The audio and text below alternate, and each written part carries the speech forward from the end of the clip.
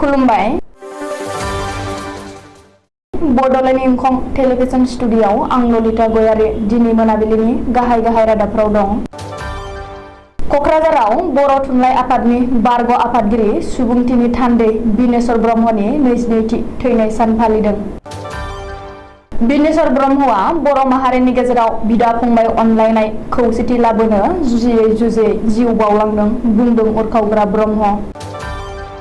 आसामा सेलुलार जोबथेसालिनि सायाव फरायथौनो 1000 फरायसाफोरखौ दैथायहरगोन। करिमगन्जआव 2 नकल सिबिआइ अफिसार हमजादों। फरायसालिनि थाखो खथायाव गासैबो फोरोंगिरिफोरनि सावगारि दोननो आसाम सरकारनि बिथोन। गसाइगाव मथा बिलाव हाग्रानि मैदेरनि उदखार। दानिया फैदो आबुं रादाबाव।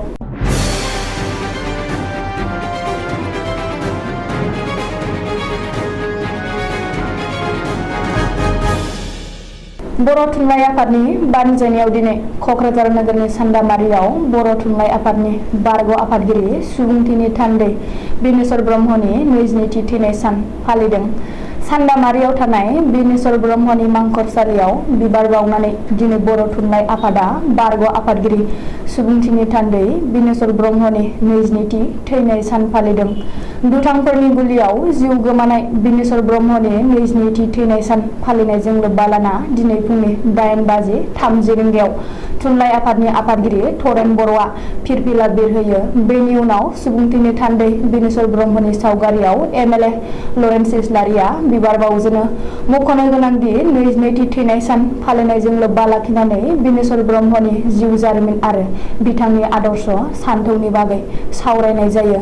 थरेन बर'आ सामलायनाय बे सावरायमेलाव बिटिसिनि गाहाय प्रमद बर'आ गाहाय आलासि महरै बाहागो लायो आरो थांखिजानाय बिबुंथिगिरि आलासि महरै बाहागो लायो। बर' थुनलाइ आफादनि बारग' गाहाय नेहाथारि गबिन्द बसुमतारिया मख'नो गोनांदि सुबुंथिनि थान्दै बिनेश्वर ब्रह्मखौ बुथारनायाव बर' हारिनि थाखाय सुख'हायै खहा जादों होननानै प्रमद बर'आ खौरांगिरिनि सिगाङाव बुंदों। बबेखानि बिनेश्वर ब्रह्मआ बर' समाजनि सासे मेलेमजिबि आरो सानसुमैमोन।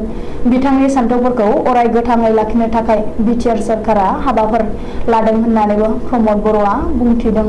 गुबुन फारसे हिंसाजों जेबो रोखोमनि जौगाथाय जाया आरो समाजनिफ्राय हाथियार बाहायनायखौ नागारनांगौ होननानैबो बर' थुनलाइ आफादनि आफादगिरि थरेन बर'आ बयखौबो खावलायदों।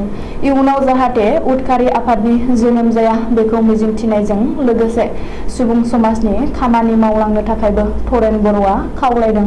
मख'नो गोनांदि सुबुंथिनि थान्दै बिनेश्वर ब्रह्मनि 22थि थैनाय सान फालिनाय हाबाफारियाव आसामनि केबिनेट मन्थ्रि उरखावग्रा ब्रह्म, रायजो सभानि एमपि रोनगोरा नार्जारि, गोबांसा एमएलए, एमसिएलए, एबसुनि आफादगिरि दिपेन बर' आरो गुबुन आफादनि दैदेनगिरि सोद्रोमाफोरजों लोगोसे ओनसोलनि सांग्रां समाज सिबियारिफोर आरो फरायसुलि फरायसुलाफ्रा बाहागो लायो। सुबुंथिनि थान्दै बिनेश्वर ब्रह्मआ बर' माहारिनि गेजेराव बिदा फंबाय अनलायनाय खौसेथि लाबोनो थाखायनो जुजियै जिउ बाउलांदों।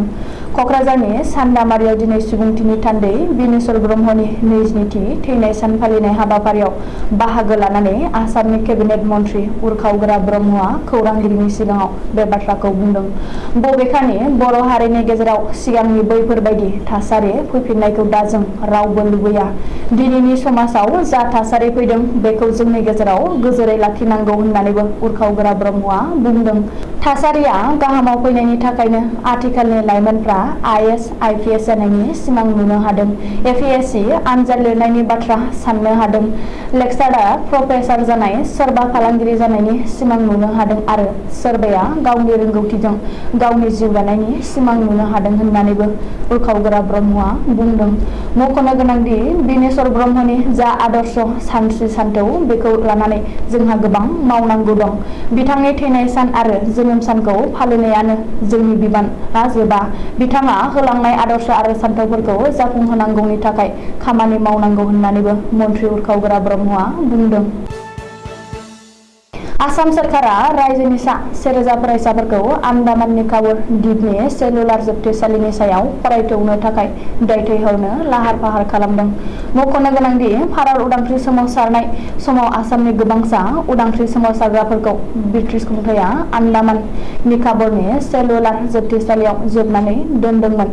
बेनिखायनो बै सेलुलार जोबथेसालिनि सायाव फरायथौनो थाखाय आसामनि सा 1000 फरायसाफोरखौ दैथायहरगोन होननानै गिबि मन्त्रि डक्टर हिमन्त बिश्व शर्माया फोरमायदों।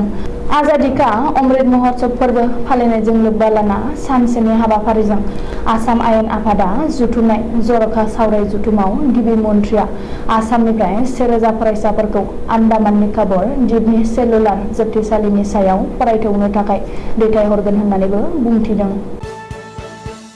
करिमगन्ज जिल्लायाव नकल सिबिआइनि उदखार।